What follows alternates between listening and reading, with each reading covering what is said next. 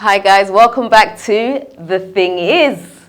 Okay, so today I have with me Bella. Bella, I'm so excited to speak to you today. Like, you have no idea. Like, I'm really excited, and I'll explain why in a minute. But first of all, you're known for your Instagram, which is the Unwrapped Family. First of all, tell me why it's called the Unwrapped Family.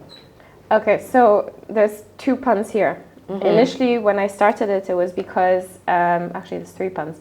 Initially because we went zero waste, and I wanted to document the process of a family going zero waste, because there was a lot of like individual people going zero waste. And then the other element was the fact that we were a family of mixity, and I didn't see enough representation of people that looked like me that were in the zero waste movement. So it was sort of like unwrapping the packaging that comes with everything. And then when I got separated, I felt a lot of times that the family was falling apart. So it became like, it was unwrapped before, and then it became the Unwrapped Family. So I was like peeling back what a traditional family looks like. And then my sister's a hijabi, and I'm not a hijabi, but we're both Muslim. So my sister started her account, and she called it the Wrapped Family. Because she was in the hijab, and I was the Unwrapped Family because I was without the hijab. Oh, I didn't even know that. Yeah, and then when the sisters come together, they become the Chali sisters.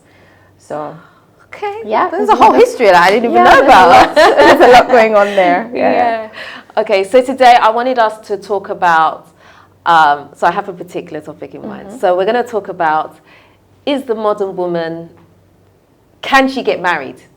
Can the modern woman get married? But before we go there, I think it would be nice to give people that don't know you a little bit of background about yourself, because you just touched on it. You said that you were separated, right? You're divorced, or you're getting divorced. You're in that process. In that anyway. 3-year process. Okay. Okay. So maybe you can give us a quick rundown of what happened. Well, not exactly what happened, but you know, just your history, basically. Okay. So I was married for close to, I think, 6 year, and I have 2 daughters, now 6 years old becoming 7, and then a 4-year-old becoming 5, and at the time the oldest was 4 and the youngest was a year and a few months. And the history was that we were married. It was a really great marriage for the most part, and their dad is Swiss. My dad is Swiss. Their dad is Swiss, French, Austrian mixed. We met in Switzerland. I got married very young. I was 23 when I got married. I was 24. You're very young. And obviously everyone in the family was championing it, because it's like they didn't see a lot of young marriages. And traditionally speaking, as Ghanaians, we used to get married younger. So everyone was like really happy about it. It was a great marriage for the most part. And then I had always communicated that when I had kids, I wanted to move to Ghana. Like, I wanted to raise my kids in Ghana. That was always communicated. And it wasn't happening. And the kids were getting older. Older in my eyes, because there's tension. So at some point, I communicated it again. And we were like in a rut in Switzerland, generally speaking, with whether we were happy being there or not, and it was having a lot of strain on our relationship as well. And I found out much later that even being zero waste, the endeavor was actually taking a strain on our relationship too. He wasn't as on board as I thought he was about it. So eventually we just decided, best thing, we both want different things out of life, and he wanted something completely different from me as well. So we said, okay, let's separate our ways. And for me, it was like, we always had the plan. We had actually a master plan to move to Ghana in 3 months. So you'd come here, set up business and stuff. And then it was like, he wasn't following up on it. So eventually when we decided, like, okay, it's really over. I said, I'm not coming back to Switzerland. I'm staying here with the kids and raising them in Ghana. And you had a 1.5-year-old? Yeah, she was still breastfeeding. Wow. Yeah. I literally stopped breastfeeding her because of the stress of going through that period of like figuring out, are we together, are we not together, what's going on? That must have looked really bad to the outside eye, because you've just had a baby and now you're split. That just doesn't kind of weigh up, you know? It doesn't add up. I'm sure you took a bit of stick over that, right? I think in the beginning people didn't really notice what was going on, and because he wasn't really involved in a lot of my blogging. Once in a while he'd make an appearance, So the focus was always on the kids and I, for the most part. So it wasn't like a public breakup. And at the time, I think my account was like 500 followers. So it was so small. The people that knew, but like they didn't really voice it. Right. But I definitely started getting slack once I started talking about the separation. Right. Which took me almost close to 3 years to start talking about it. Because I get over things quickly. Right. Generally speaking in life, I don't feel like you should linger and simmer in whatever like has happened. So I moved on with my life very fast. He also, I mean, he moved on faster than I did. But, I moved on fast. Right. So at some point, it was just like people started to get to know who I was as a separated, like single mom. So it wasn't much of like conflict. But when I started talking about separation or divorce, or the fact that I did get married young, that's when my account blew up, and that's also when the attacks got severe. And I'm going to interrupt you right there. Now, this is the reason why I'm so excited to speak to you today, because I remember coming across your account and you used to share certain things. I was like, wow. I think okay, at the time, I was still with my ex. But, you know, things weren't necessarily rosy. And so in the back of my mind, when I would see your posts, I'd be like, wow, she's so strong. And she's putting it out there and she doesn't care. And she's just saying what she's got to say. I was like, I could never do that. It's just like, it's just not me. It's not a thing that I would do. Do you know what I mean? Like, my private life is my private life. My YouTube channel is my YouTube channel. They're completely separate in that sense. And so when I started going through it, and we got separated, I found that I was looking at your account more, and I realized at the time you were taking a bit of heat as well, because I think there was a particular post that you did where you're like, this is my story, this is how I'm sharing it, don't try and dictate to me. That's I mean, I'm paraphrasing, but you kind of said something in that essence. And I was like, wow, you're taking the stick for it, but you're still continuing to do what you're doing. And in fact, you're actually inspiring me, because I'm looking at your account, I'm like, oh my gosh, I wish almost I could. I just wanted to be able to say what I wanted to say. And I remember I contacted you and we actually spoke. We met up. We met up, and I was like, Bella, oh gosh. And I just blurted everything out, right? And you listened, and then you shared your story with me as well.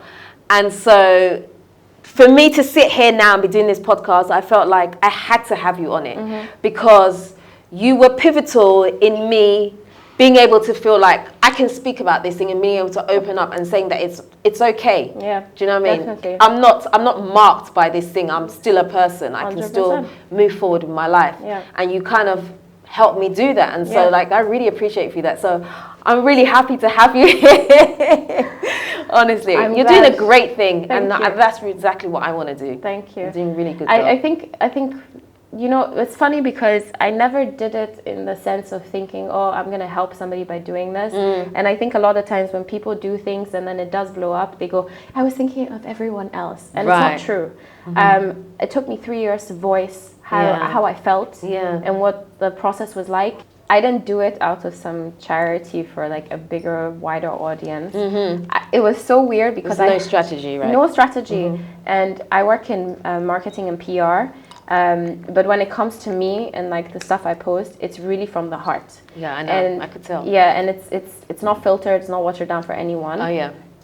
But what was so weird is that I was like leaving the house, and as I was leaving the house, I was flipping through Instagram and I heard a sound bite, and the thing just like triggered something inside of me, and it was a random. I think it was Space Jam. It was like a sound bite from Space Jam, but I'd seen a woman talking about divorce through the reel, and I was just like, no lies, like this is exactly how I feel about it, and it sums it up well enough, and I don't feel like I'm going for anyone, I'm just saying what I have to say. So I run back in the house and I shot the reel in like I think 5 minutes, edited it quickly, put it on Instagram. And what I tend to do is because before that reel blew up, I had a post about Switzerland and neutrality and racism that had blown up, and I got a lot of slack for it. So after reading that comments and getting even like death threats, from random people. I learned to just post and then ignore it. Right. Check out, go about your day. Right. Check on in the evening. Okay, nice comments, read a bit here and there, but not really like dwell on stuff. Yeah. So I posted that I went out the house. I didn't think much of it, and then in the evening I came back and it had hit 1 million views. What? Hold on, the same day? Yeah, the same day. What? Yeah. And I think in a week it had hit. No, in a couple of days it had hit 5 million. Wow. And then and it just kept on growing, and then it steadily stuck at like 7 mil, 7.5 or something. And I was like, what? Because that was the first time I'd ever spoken about anything to do with separation or divorce. Yeah.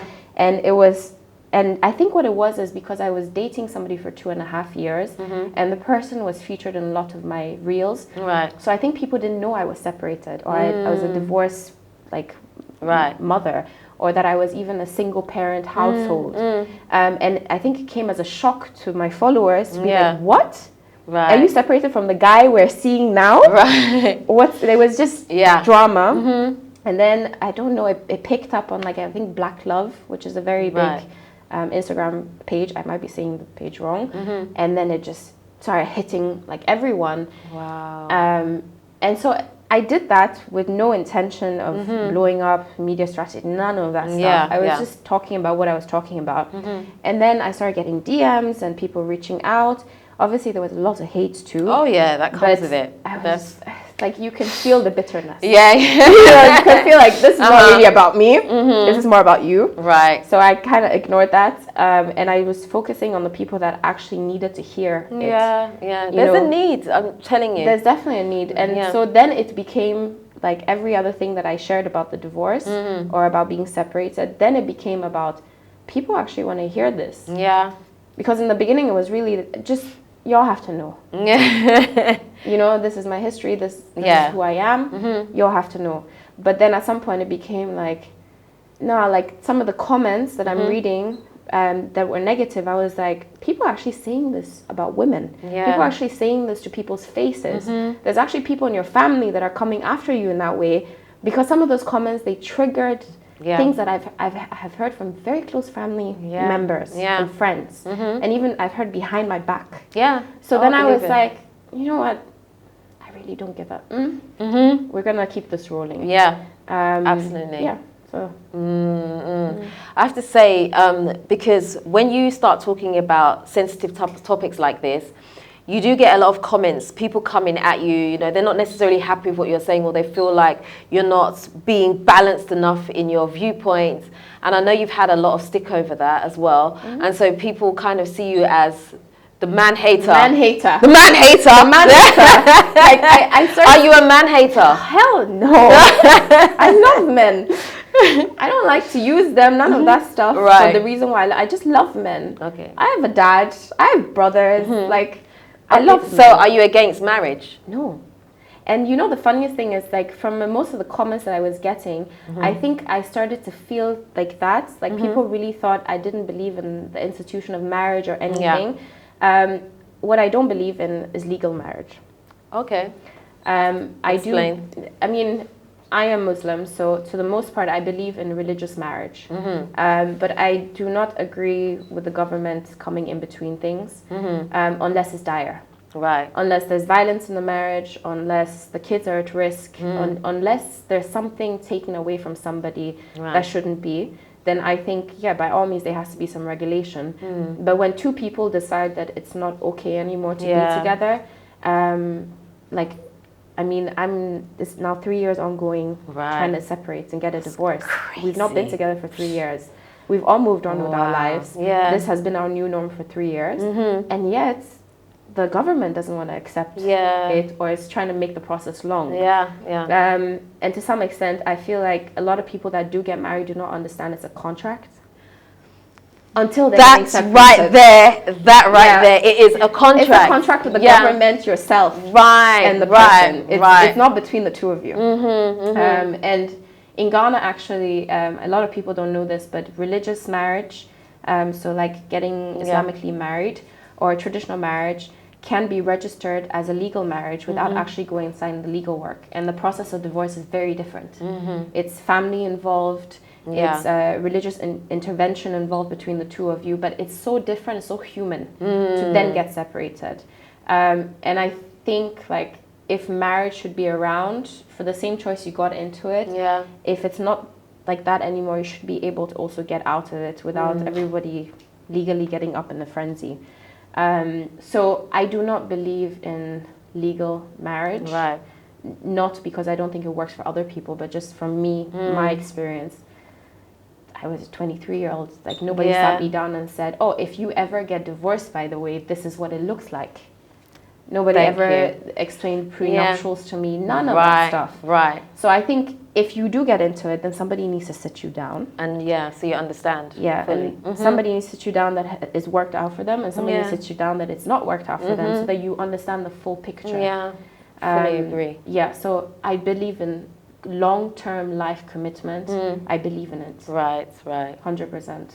Okay. Yeah, and I don't hate men. I love them.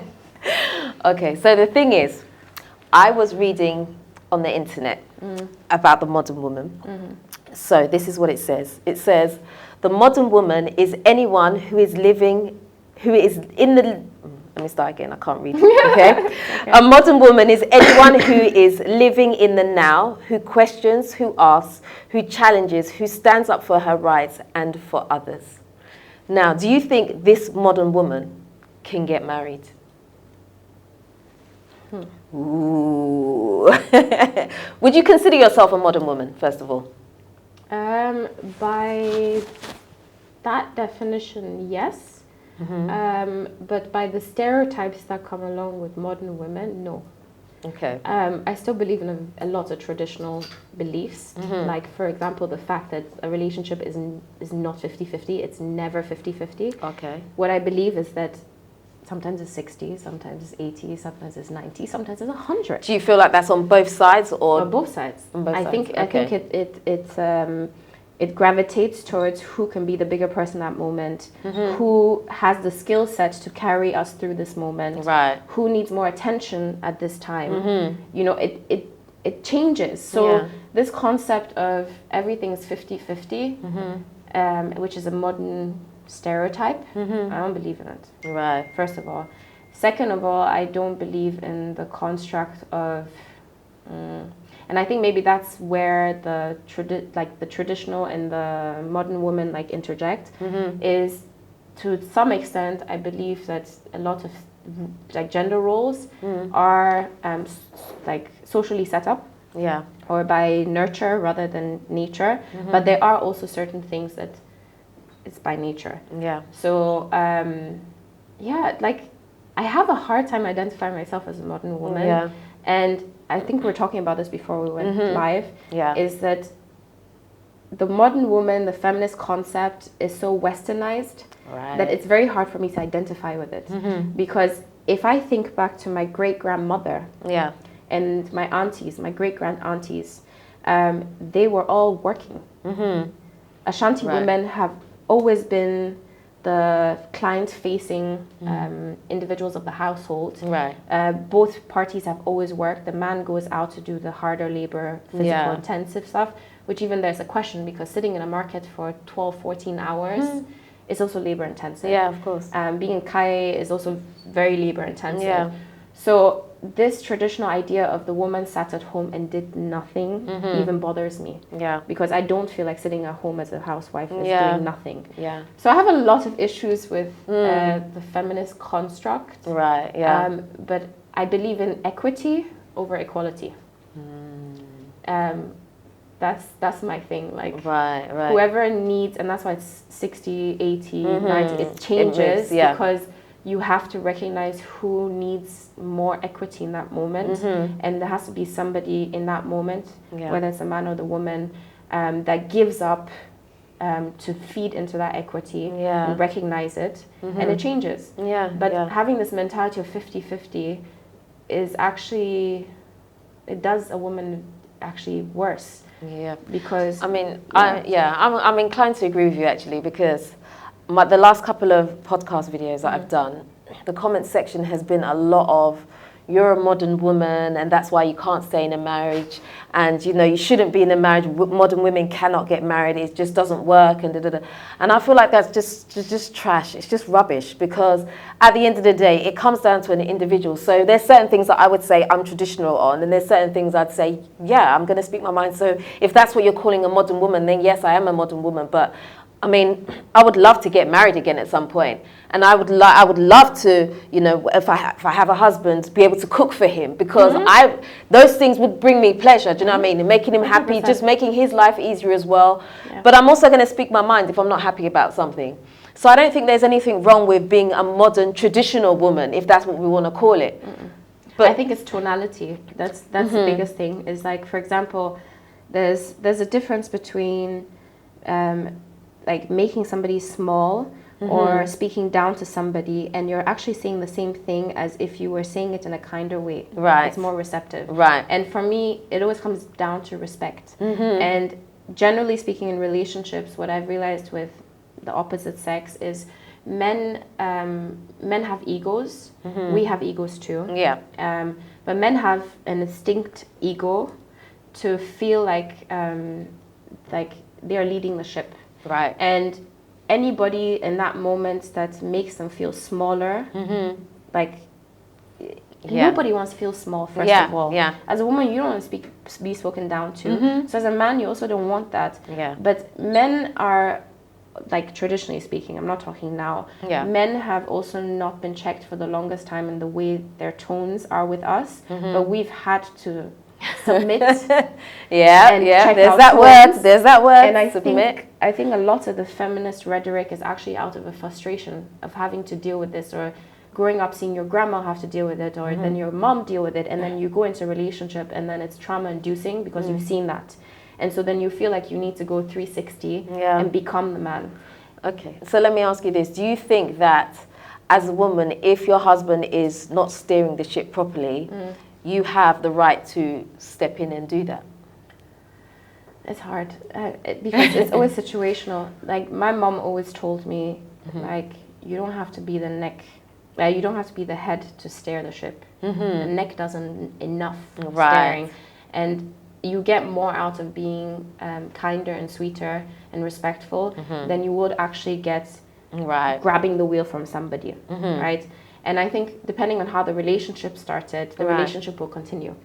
And I think this is where there's a disconnect for most people, is that if you were outside of marriage, you had a relationship where the man always stared, and then you get into a relationship and you feel like he's faulting, that now you need to take control. You're doing a 360 on the person. Right? So maybe it's a different kind of like conversation that needs to happen in a different way. But also there is inadequacy. And I've seen this not only with men, I've seen it with women. Where a woman would also check out. And a man has to kind of jump in, or find somebody in the family that can jump in and help. So either way, I think it's a lot of pressure to say that the man has the power to steer, and if he's not doing a good job, well, grab the wheel. I think, if anything, the two of you are steering. Everybody has a different role in that moment, but you're still both steering, especially if you're communicating. You're both steering the ship. But at different times, at different positions, somebody is the decision maker and somebody is maybe the advisor, and then it shifts again. So no, I don't believe that you should grab the wheel from somebody. I don't think you should have given them the wheel in the beginning, and I don't think that you should have taken the wheel in the beginning and then feel offended when somebody grabs it. I think both of you need to recognize in the beginning that in some way you're both like steering the ship, and if communication falls out, somebody's going to end up doing a bad job at it, because they're not listening or they're not used to it. But yeah. Okay, so you said something off camera earlier, which I think is really important to kind of bring back. You said that when you went through your situation, that you had to step back and look at yourself as well. So you had to recognize the fact that you weren't completely blameless in what happened. And I think that's so important, because for me, anyway, let me stop. Go ahead. They're not ready. They're not ready. No, you see, the thing is that pain, especially when it's at the beginning phase, there's lots of denial. To be able to survive it. Because if you sit there and you start beating yourself down, you will not survive. Right. So in the beginning, there's lots of anger, and with anger and pain comes a lot of disillusion. But then at some point, you need to realize you're still living. Right. The game is not over. And the only way you're going to be able to truly move forward is really looking at the whole situation, hearing the stuff from the other person that you desperately didn't want to hear. And I think the hardest thing for me was sometimes to sit there, listen to what he was saying, and take it as that's his perspective. Right. Even if I feel like, what? No.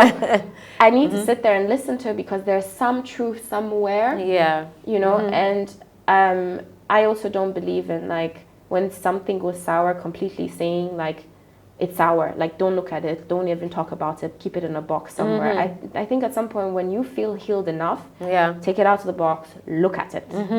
All the stakeholders, all the people involved, talk to them. Yeah. And I know, for example, that I had a falling out at the very beginning with my mom. Because my mom has been married to my dad for 40 plus years. By the time I came around, I was the last baby. There's a 10-year difference between me and the last baby before me.